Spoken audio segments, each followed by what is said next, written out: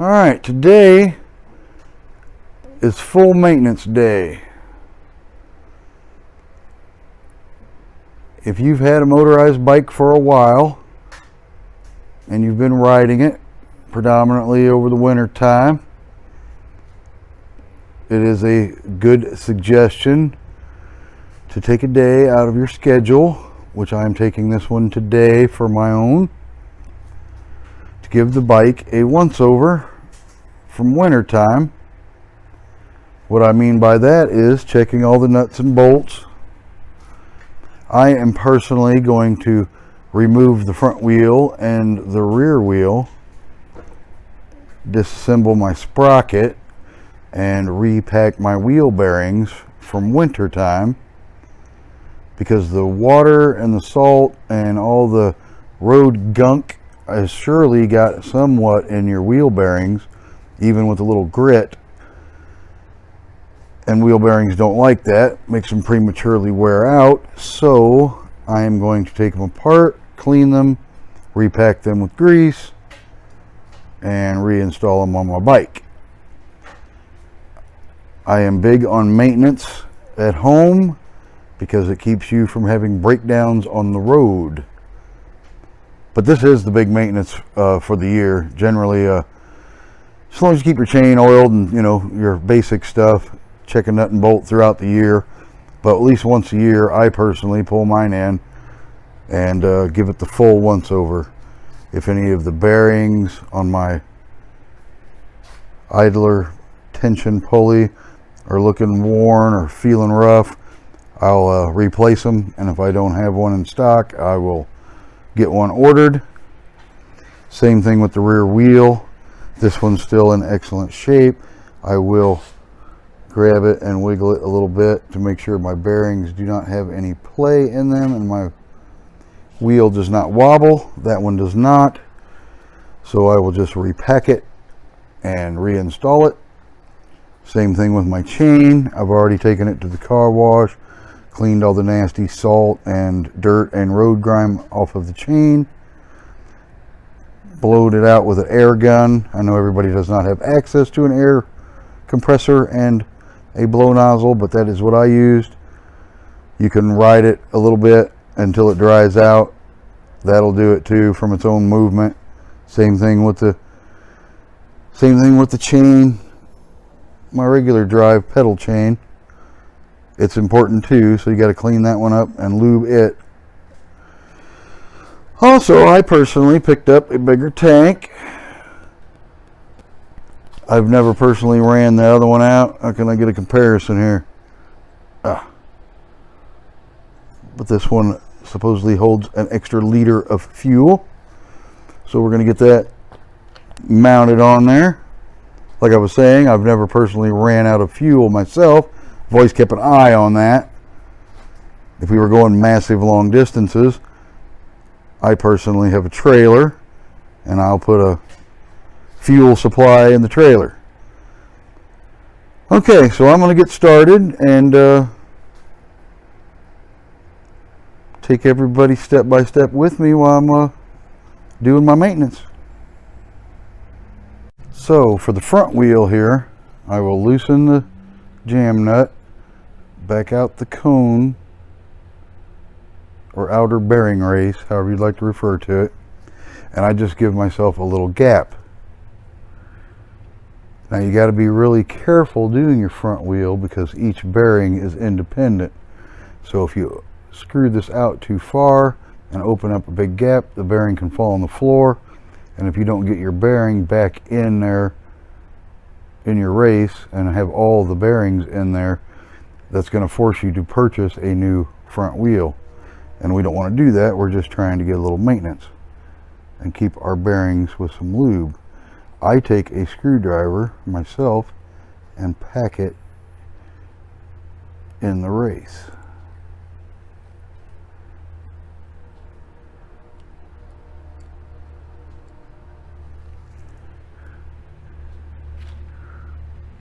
I'm not going to go all around it for this entire video, but I'm just giving you an idea of how it works. And then I will finger tighten my outer race or bearing cone, finger tight, because I want it to spin free and smooth, but I don't want any play in it, and that has no play in it. It is smooth and free. So I will tighten my jam nut up. Naturally I'll use a wrench, but this is just a general idea for you folks at home.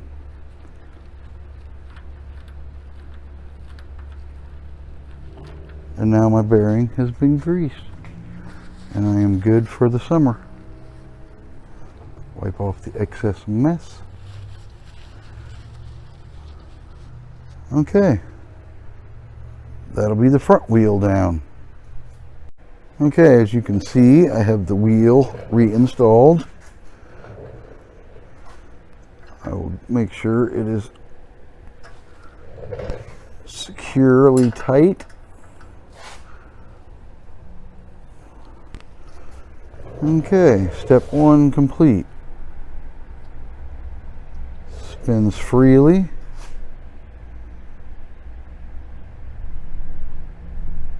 And ready to go for yet another summer. Alright, now moving on. Start at the front of the bike and work my way to the back. Move the brake lever and the bearing dust cap.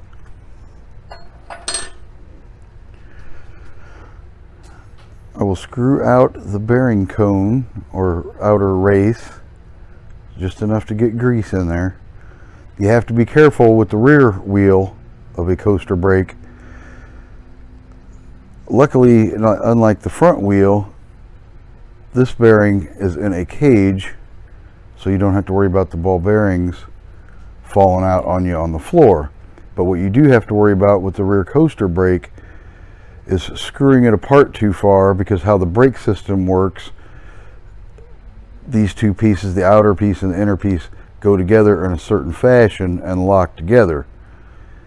So if you screw this out too far and get it moved, you can't get it tightened back together until you find the magic spot to get it to mesh back together, and you won't be able to screw in your bearings and your rim. Sometimes you have to take it to the bike shop to get repaired, because you can also take it to the bike shop and a lot of them will grease your wheel bearings for you. I was just showing you how to do it yourself if you want to do it yourself, but you do have to be careful not to screw that out too far.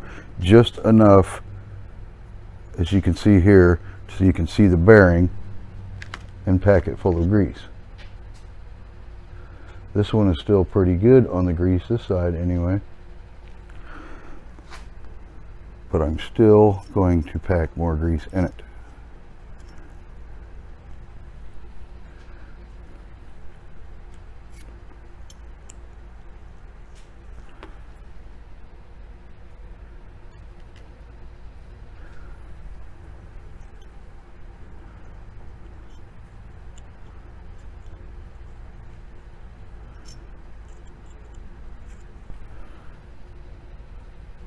This way we know for certain that the bearing has properly been greased. Now that I have my bearing packed with grease, I will reinstall my dust cap. That keeps the nast and dirt out of my bearings and keeps the grease in the bearings. Probably should install the brake arm first, then the washer, then the nut.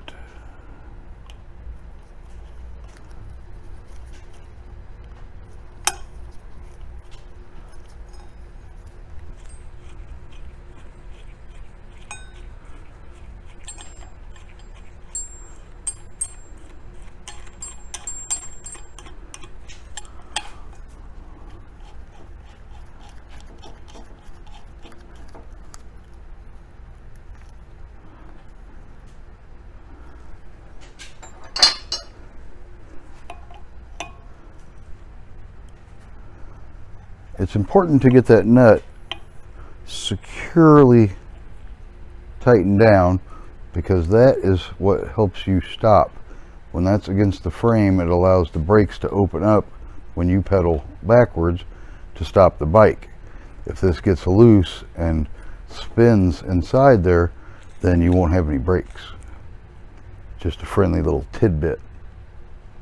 Anyway, after you snug up your nut and your arm has been replaced and your bearings greased and your cap is put on, give it a spin to make sure it has no play, which is wobble back and forth, and that it spins freely, so you do not have the bearing cones tightened too much. You don't want it to be hard to turn. You want it to be free, but without any play. And this one come out pretty well perfect, so I will reinstall that on the bike. So as you can see, I have the wheel reassembled, installed on the bike. Brake arm is reattached. Both axle nuts have been tightened. Chains are straight. Give it a quick spin to make sure everything's turning freely and is properly aligned. Everything seems to be happy. Alright, now it's ready for summertime riding. Shouldn't have to do that again for quite a while. But it is good to do it right after winter, when you get all the salt and snow and just road grime in there. You can use regular wheel bearing grease. Oh, get a little light on the subject. Works just fine for your bicycle bearings. Also, if you this also works really well. It's actually furnace bearing oil. Now they call it motor bearing oil. Same stuff from back in the day. But some lubrication is better than no lubrication. It comes with a jazzy little spout that pulls out. And if you don't want to go through all the hassle of pulling that apart and greasing it yourself, or taking them to a bicycle shop, a lot of times if you take the rear wheel off, the bicycle shop will grease your bearings for you, and then you just have to come back and put your rear wheel back on. But at the very minimal, what I'm getting at is the, once again, motor bearing oil, and a few drops on your bearing from time to time. It'll run into your cap. Also, bearings on that side if I get up there and show, but at least it gives you the nozzle to get in there, because the 3 or 4 drops of oil is better anytime than no oil at all. So I just thought I would share that little tidbit, because the oil will help your bearings last a lot longer as long as it has some. Okay, so moving right along. Got to replace my gas tank now. And then we'll get to checking out nuts and bolts. Alrighty, I'm back. Got the fuel tank installed. Brackets are tight. Replace the fuel line and filter. It's always a good idea to do that at least once a year at the very minimal. This little guy was looking a little frazzled, and she's seen some miles, so go ahead and replace it while I'm replacing the fuel tank. Okay, on the full maintenance, I personally like to do it in categories, so I started with the front wheel and bearing, greased it, did the rear wheel and bearing, greased those, lubed the chain, tighten everything up, give everything a inspection to make sure nothing's rubbing and touching.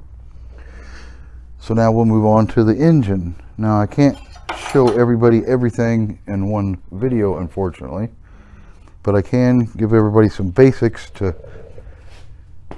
help you ride a little more trouble-free from just taking a few moments out of your day every once in a great while and checking things over. So anyway, we're going to start with the head bolts, nuts, bolt studs, whatever you want to call them. Now, if you do not have a torque wrench is a suggested tool for doing it, but if you do not have it, you are not out of luck.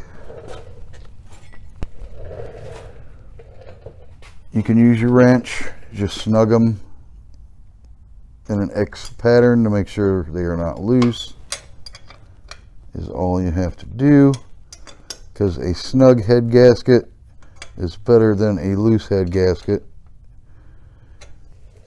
because a loose head gasket will leave you stranded or not start from the get.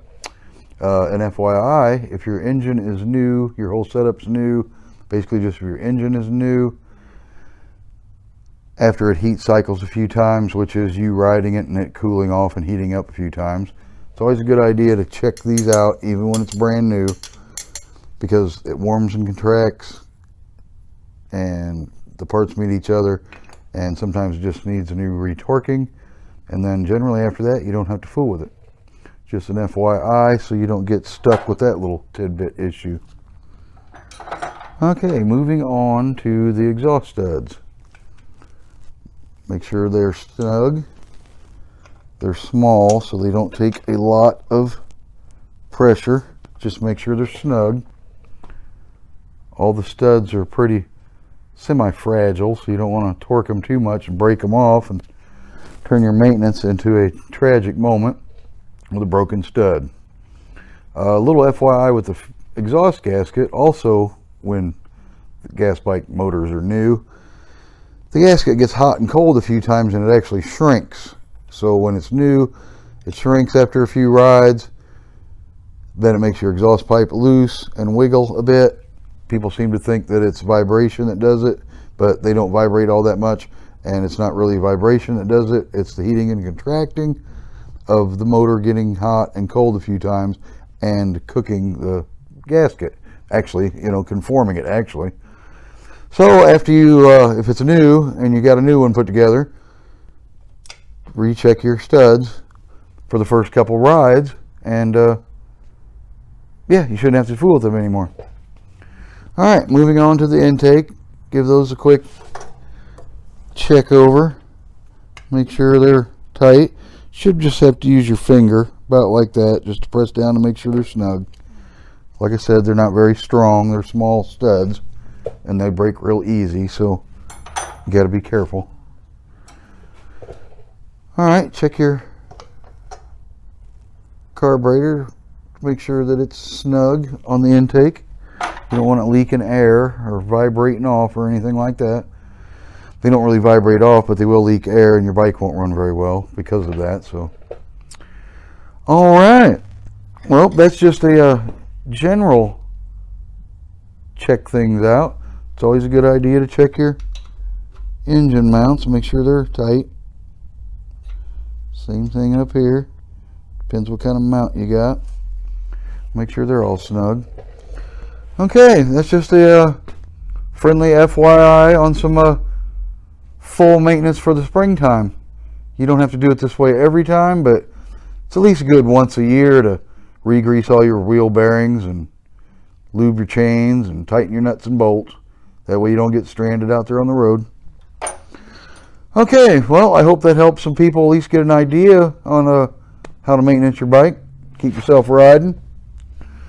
All right, well, stay tuned for our next exciting video. Spring is around the corner, so hopefully we get out and about and see some more stuff.